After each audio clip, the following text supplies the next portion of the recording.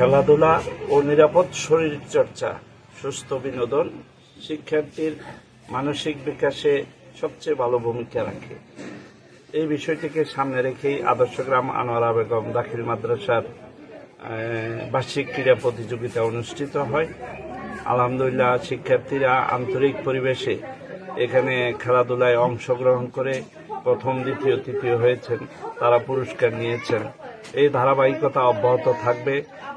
একটা শিক্ষা প্রতিষ্ঠানে একাডেমিক কারিকুলামের সাথে এই কো কারিকুলাম যেটা ছিল সেটা এখন বাধ্যতামূলক কারিকুলামে পরিণত হয়েছে।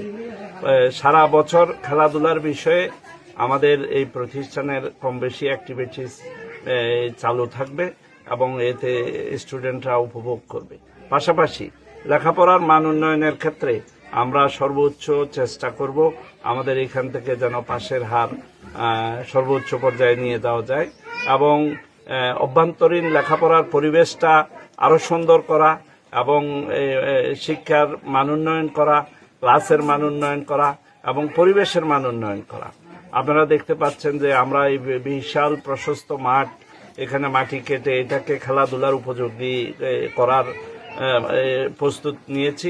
আরও কিছু কাজ করলে এটা আরও সুন্দর দেখাবে, আরও বাচ্চাদের খেলাধুলার জন্য পরিবেশ সৃষ্টি হবে।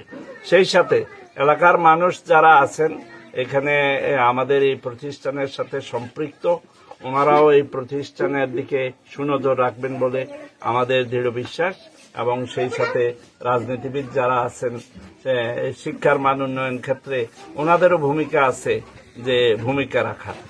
তো আমি এই প্রতিষ্ঠানে এই প্রতিযোগিতা আয়োজন করার জন্য সুপার মহোদয় থেকে শুরু করে সকল শিক্ষকবৃন্দকে আন্তরিক ধন্যবাদ জানাচ্ছি।